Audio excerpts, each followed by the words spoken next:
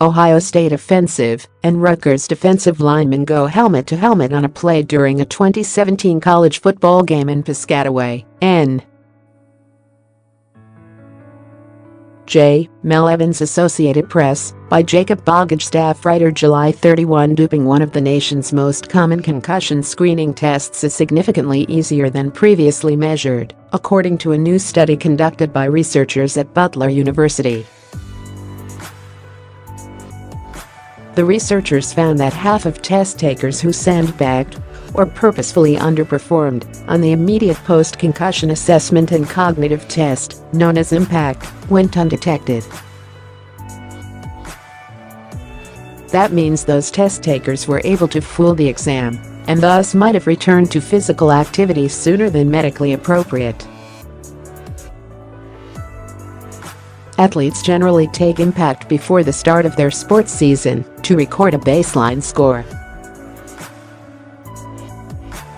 The test, first released in 2002, has been administered more than 12 million times, according to Impact Applications, the company that makes the exam. The company has deals to provide the assessment to Major League Baseball, Major League Soccer, U.S. Lacrosse, and the British Football Association. The test is also commonly administered to high school and youth athletes. Impact markets a pediatric version of the exam as well. The computerized test asks subjects to answer word, design, color, and symbol matching questions to test the brain's function. After a traumatic brain injury, an athlete is asked similar questions in another version of the test, and the scores are compared. If an athlete sandbags on the original baseline assessment, he or she would only have to match that lower threshold to possibly return to action after a head injury. Nearly a third of athletes reported to researchers in a separate 2017 study that they didn't provide maximal effort on computerized neurocognitive tests, such as impact. Anyone who works with the concussed clinically knows there are a lot of people who purposefully sandbag the baseline test, and a lot of people don't get caught, said Amy Peek, one of the study's authors and director of undergraduate health science programs at Butler. I would hear in the community and hear all these athletes tell me, "I sandbagged mine, everybody sandbags it." Previous studies, including one cited by Impact's Administration and Interpretation Manual, have found that the test successfully flags 89% of sandbaggers and invalidates their scores, which requires subjects to retake the baseline assessment. The test has 5 built-in indicators meant to flag any irregularities. But Butler's study, co-researched by Indiana University medical student Courtney Raab, found only 2 of those indicators detected more than 15% of test takers who tried to trick the exam. Peek found half of test subjects were able to defeat the flagging mechanisms without being coached.